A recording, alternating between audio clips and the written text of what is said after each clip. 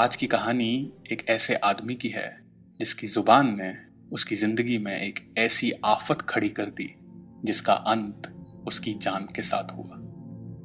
ये कहानी अदनान की है जो एक गांव का किसान था। सीधा साधा सिंपल सा आदमी। ज्यादा ख्वाहिशें नहीं थी उसकी। पूरे दिन खेत में काम करता, घर जाता, खाना खाता, सो जाता। दो शौक थे अदनान को, खाना और सोना। खाने के लिए अदनान दूर दूर के गांव तक में चला जाता। अगर उसे पता पड़ता कि 3 गांव छोड़कर एक दावत हो रही है, वो अपनी साइकिल उठाता और पैडल मारता हुआ दावत में पहुंच जाता। खूब रज के छक्के खाता और भारी भरकम पेट लिए साइकिल पर चढ़कर वापस आ जाता। लेकिन अदनान का एक रूटीन भी हुआ करता था कि हर हफ्ते के एक फिक्स दिन को अदनान अपनी साइकिल लेकर शहर की तरफ जाता और वहां से खाद लेकर यानी कि मैन्योर लेकर अपनी साइकिल पर लादकर अपने गांव वापस आ जाता। तो एक ऐसे ही दिन की बात है जब अदनान घर से निकला, थोड़ा सा लेट हो गया। वो जल्दी जल्दी साइकिल चलाता हुआ शहर पहुंचा, खाद की दुकान पे पहुंचा और बदकिस्मती देखिए, वहां पर उसे किसी वजह से देरी हो गई। तो यूं तो अदनान दिन ही दिन में शहर से वापस आ जाता, लेकिन इस बार शहर से लौटते हुए शाम होने लगी। अब अदनान को सिर्फ एक चिंता सता रही थी, मुझे भूख लगेगी तो मैं क्या करूंगा, मुझे भूख लगेगी तो मैं क्या करूंगा। तो उसे ध्यान आया कि शहर से गांव का एक और रास्ता भी है जो कि जंगल में से होके जाता है, और ये रास्ता काफी छोटा है। लेकिन इस रास्ते के लिए गांव के सभी लोग एक दूसरे को मना किया करते थे कि भाई ये रास्ता मत लेना, ये रास्ता ठीक नहीं है। लेकिन अदनान अपनी भूख के चक्कर में अब ये सब भूल गया। उसने अपनी साइकिल जंगल के उस छोटे से रास्ते की तरफ मोड़ दी। वो जंगल में घुसता जा रहा था और पता नहीं सूरज ढल रहा था या जंगल में घने पेड़ों की वजह से बहुत ज्यादा अंधेरा हो गया था। और शायद इसी तरह अदनान को समझ में ना आए कि अब रास्ता किधर है। वो चले जा रहा है, चले जा रहा है, सोच रहा है कि शायद आगे जाके उसे कोई मिलेगा जिससे वो रास्ता पूछ लेगा। चलते चलते दूर घने जंगल में अचानक उसे कुछ नजर आया, एक रोशनी। और ये कोई आम रोशनी नहीं थी, कोई दिए या मोमबत्ती या बल्ब की रोशनी नहीं थी। ये रोशनी किसी पंडाल की थी। बहुत सारी रोशनियां, बहुत सारी लाइट। अदनान उस रोशनी की तरफ चला। उसने सोचा कि भाई यहां पर मैं रास्ता पूछ लूंगा। वो रोशनी तक पहुंचता है और क्या देखता है कि यहां तो बहुत ही आलीशान मजलिस लगी हुई है। एक बहुत ही आलीशान प्रोग्राम हो रहा है। टेंट्स हैं, लोग हैं, लाइट्स हैं, नाच गाने हो रहे हैं। ये क्या हो रहा है? ये जंगल में कौन शादी कर रहा है? क्योंकि ये शादी का माहौल है। लेकिन सबसे ज्यादा अदनान को अपीलिंग लगा उस मजलिस में वहां का खाना। अब जैसे ही अदनान ने खाने का पूरा सेटअप देखा, वो सब कुछ भूल गया और वो सोचने लगा भाई अब कुछ भी हो जाए, अब तो मैं खाना खा कर जाऊंगा। लेकिन ये जो लोग थे ये बड़े अजीब से थे। अदनान ने इससे पहले इस तरह के लोग नहीं देखे थे। लंबे लंबे लोग, खूबसूरत, सफेद इतने जैसे रुई का फाया। उनकी स्किन ऐसी सॉफ्ट, चमकती, और वो लोग जब चलते तो ऐसा लगता कि चल नहीं रहे बल्कि फ्लोट कर रहे हैं। खैर, अदनान को भूख बहुत लगी थी। वहां जाकर उसने सबसे पहला जो आदमी उसे मिला, उसने उसे आवाज लगाई, अस्सलाम वालेकुम जनाब, मैं जंगल में रास्ता भटक गया था, गांव जाने में वक्त हो जाएगा। सोच रहा था कि थोड़ा खाना मिल जाता। उस आदमी ने अदनान की तरफ मुड़कर एक अजीब सी नजर से देखा और फिर वो अदनान की तरफ देखकर बोला, देखो, इस बात की इजाजत मैं नहीं दे सकता। हमारे बड़े मियाँ हैं, ये उन्हीं का जलसा है, वही इस बात की इजाजत दे सकते हैं। और थोड़ी देर बाद एक और आदमी उन सबके बीच आकर खड़ा हुआ। ये आदमी बाकी सब आदमियों से बहुत लंबा था, बहुत लंबा। अदनान को अपनी गर्दन पूरी ऊपर उठानी पड़ रही थी इसे देखने के लिए। और जैसे ही वो आदमी आया, बाकी सारे लोग इज्जत और डर के साथ हल्का हल्का थोड़ी दूर हो गए। तो अदनान समझ गया कि यही वो बड़े मियाँ हैं जिनका जलसा है, इन्हीं से इजाजत मांगनी है। तो अदनान ने अपनी वही स्क्रिप्ट उनके सामने भी रख दी। अस्सलाम वालेकुम जनाब, मैं जंगल में भटक गया था, गांव जाने में थोड़ी देर हो जाएगी, तो ये गरीब अगर थोड़ा सा खाना खा लेता तो। बड़े मियाँ ने थोड़ी देर तक अदनान को देखा, फिर बोले, क्यों नहीं मियाँ, आओ और जितना खाना है उतना खाओ, पेट भरो अपना, बस दो बातों का ध्यान रखना है। पहली बात, इस दावत के बारे में तुम किसी से कोई बात नहीं करोगे कभी भी। और दूसरी बात, यहां तुम्हें जितना खाना है खाओ, लेकिन यहां से तुम कुछ भी अपने साथ लेकर नहीं जाओगे। अगर मेरी ये दो शर्तें तुम्हें मंजूर हैं तो आओ और अपना पेट भरो। अदनान ने इस बारे में ज्यादा सोचा नहीं। उसका दिमाग सिर्फ खाने की प्लेट और तरकारियों के ऊपर था। उसने दोनों शर्तों को तुरंत कबूला और इजाजत की इंतजार किए बिना अंदर घुस गया। जाकर वो दनादन खाना फाड़ने लगा। रोटियां, नान, सब्जियां, चिकन, मिठाइयां, पीने के लिए शरबत, पान भी था।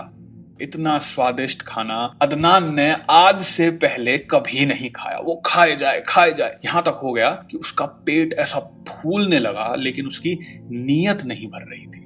अदनान खाए जाए। खाते खाते वो लोगों से पूछ रहा, भाई आखिर ये जलसा है किसका? आदमी उसे बताता है, अरे बड़े मियाँ की लड़की की शादी है अगले हफ्ते, आज सगाई है उसकी, उसी का तो जलसा है ये। अगर हो सके तो अगले हफ्ते फिर आना, इससे भी बढ़िया खाना मिलेगा तुम्हें। अदनान ने कहा कि यार ये तो बड़ी सही चीज है, मैं अगले हफ्ते भी आऊंगा, अगले हफ्ते भी खाऊंगा। अदनान ने छक्के खाया, लेकिन एक और कमजोरी थी उस आदमी की। उसके दो छोटे छोटे बच्चे, उन्हें बहुत प्यार करता था। और जब उसका पेट भर गया, जब उसकी जबान शांत हो गई, तब उसके दिल ने बात करनी शुरू की। और उसने सोचा अपने बच्चों के बारे में, जो एक किसान की रूखी सूखी रोटी खाकर अपना गुजर बसर करते थे। और उसके दिमाग में आया, काश मेरे बच्चे भी इतना अच्छा खाना चख पाते। उसने इधर उधर देखा। अदनान की तरफ किसी का ध्यान नहीं था। उसने अपना गमछा उतारा और तुरंत थोड़ी सी मिठाई, थोड़ी सी पूरियां, थोड़ी सी नान अपने गमछे में बांधी और उसे अपने कमर पे चुपचाप बांध लिया और कुर्ते के नीचे दबा लिया ताकि किसी को दिखे ना। और उसने ये पक्का करा कि उसे ये ऐसा करते हुए किसी ने नहीं देखा। अब वो किसी चोर की तरह उस महफिल से निकलने लगा।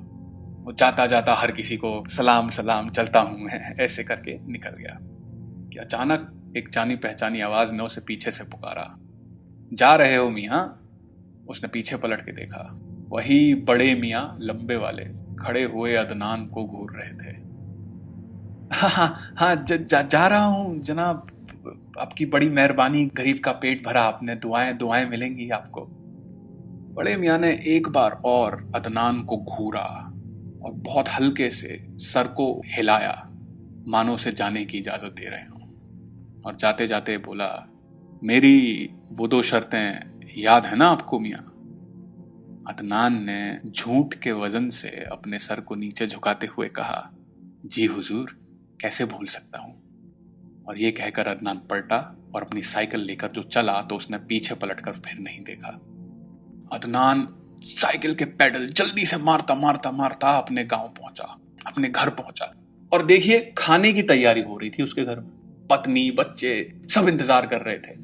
बच्चे मरे जा रहे थे, अब्बू कहाँ हैं, अब्बू कहाँ हैं। अब्बू आए तो बच्चे रोने लगे, हम आपका इंतजार कर रहे थे, आपके खाने के लिए, आप आए नहीं। अदनान ने आते उन्हें गले से लगाया, अरे पगलों, देखो आज मैं तुम्हारे लिए क्या लाया हूं। अदनान ने अपने बच्चों को बिठाया और उनके सामने अपना गमछा खोल कर रख दिया। लेकिन जैसे ही उन सब की नजर उस गमछे के अंदर की चीजों पर गई तो उन्होंने देखा कि गमछे में मिठाई, नान, पूरी, खाना तो कुछ नहीं था। हाँ, जानवरों के कटे हुए बदन के टुकड़े, छिपकली की कटी हुई पूंछ, चूहे का पंजा, मेंढक का सर, ये गलीज चीजें उस गमछे में बंद थी। अदनान के बच्चे ये सब देखकर डर गए। अदनान की पत्नी आई, बोली, आपको शर्म नहीं आती? आप अब बच्चों से इस तरह का मजाक करते हैं, ये क्या तरीका है? अब अदनान को समझ नहीं आया कि ये क्या हुआ। वो सोचता रहा कि उसके साथ ये क्यों किया गया। वो तो गरीब आदमी है। थोड़ा सा, इतनी इतनी बड़ी महफिल थी, इतना सारा खाना था, इतने सारे लोग वहां खाना खा रहे थे। वो 3 मिठाई अपने लिए ले आया तो उसने क्या गुनाह कर दिया? अपने बच्चों के लिए वो ले आया तो। अदनान अब काफी गुस्से में था और उसने सोच लिया था कि अगले हफ्ते की बड़े मियां की लड़की की शादी में वो जरूर जाएगा। उसने पूरे हफ्ते उस दिन का इंतजार किया और शाम होने से पहले उसने अपनी साइकिल उठाई और उस जंगल की तरफ निकल पड़ा। जंगल में जाकर वो देखता है कि वहां पर फिर से वही महफिल सजी हुई है, गाना बजाना हो रहा है, रोशनी है।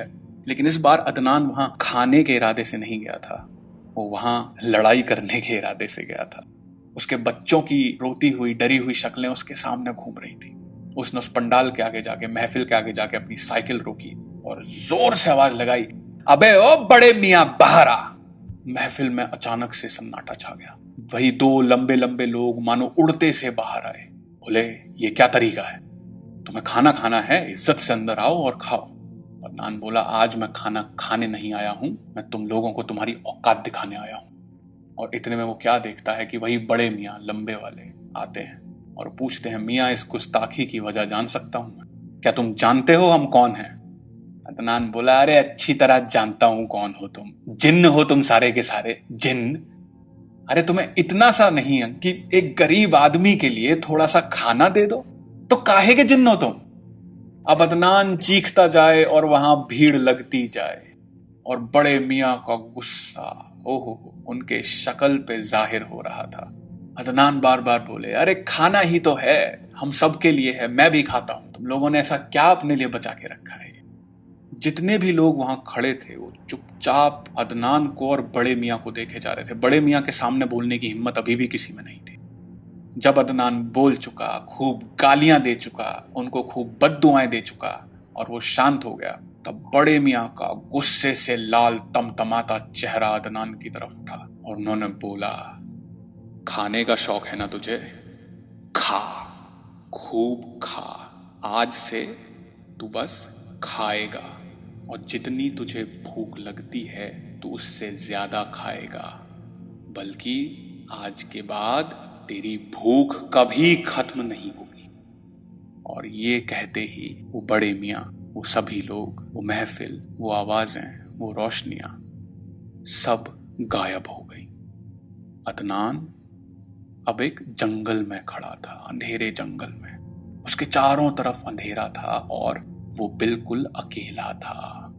थोड़ा सा डर तो उसे लगा, पर फिर उसके दिमाग में आया, ये है कौन, कर क्या लेगा मेरा? और कहकर उसने अपनी साइकिल उठाई और अपने गांव की तरफ चल दिया। अदनान अपने घर पहुंचा, उसे भूख लगी थी। अपनी बेगम को बोला, बेगम खाना दो, मैं थक गया हूं काफी। बेगम ने बच्चों के साथ अदनान को भी खाना लगाया। अदनान खाना खा रहा था, लेकिन उसने एक अजीब सी चीज महसूस की। उसे अब किसी भी चीज का स्वाद नहीं आ रहा था। अदनान खाता जाए, खाता जाए, खाता जाए, लेकिन ना ही उसे स्वाद आए और ना ही उसकी भूख मरे। ये क्या किया हम लोगों ने मेरे साथ?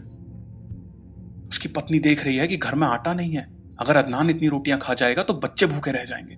बोली, अरे क्या क्या कर रहे हो आज? अदनान को अपनी पत्नी की बात समझ में आ गई। उसने अपनी थाली दूर सरका दी और अदनान की पत्नी ने अपने बच्चों को खाना खिलाया। और अब ये अदनान की जिंदगी का हिस्सा बन गया। अदनान हर वक्त भूखा रहता, हर वक्त वो कुछ भी खाता, लेकिन उसकी भूख न मिटती, उसे स्वाद ना आता, और यहां तक कि अब वो हर वक्त प्यासा भी रहने लगा। लेकिन दुनिया का कोई पानी ऐसा नहीं था जो उसकी प्यास बुझा सके। भूखा प्यासा वो आदमी कभी गांव में, कभी घर में इधर उधर तड़पता रहता। और वैसे वो बहुत खा रहा था, वैसे वो काफी खाना खा रहा था, लेकिन उसका शरीर अब सूखना शुरू हो गया, वो कमजोर पड़ना शुरू हो गया। अदनान को हकीमों के पास ले जाया गया, वैद्य के पास ले जाया गया, यहाँ तक कि शहर में डॉक्टरों के पास ले जाया गया, लेकिन उसका मर्ज कोई पकड़ ही ना पाए। और तब एक दिन अदनान अपने लड़के के साथ साइकिल पे निकला। कमजोर सा अदनान बेचारा साइकिल और अपने बच्चे को पकड़ के चलता हुआ जा रहा है, रास्ता बता रहा है वो, और वो जाकर रुकता है उसी जंगल में, उसी जगह पर जहां कभी मजलिस लगा करती थी। अदनान वहां गया, घुटनों के बल गिरा और रोने लगा, मुझे माफ कर दो, मुझसे गलती हो गई, मुझे माफ कर दो। वहां की हवाओं में एक हंसी की आवाज गूंज गई।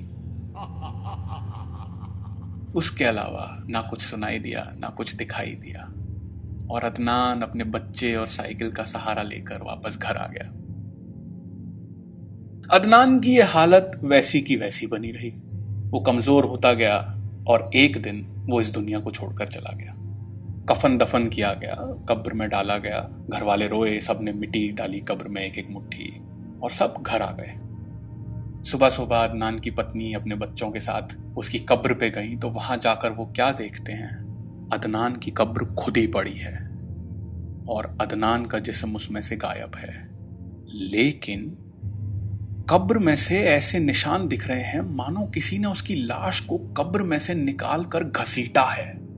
ऐसा लग रहा है कोई अदनान की लाश को घसीटता हुआ पूरे गांव में घुमा रहा है। गलियों में से, सड़कों में से लाश को घसीटे जाने के निशान दिख रहे हैं और वो निशान खत्म हुए जानवरों के बाड़े में। हिंदुओं का एक मोहल्ला था जहां कुछ लोगों ने सूअर पाल रखे थे। बहुत गंदगी थी, बहुत कीचड़ थी। उस गंदगी में उस इंसान की लाश पड़ी हुई थी।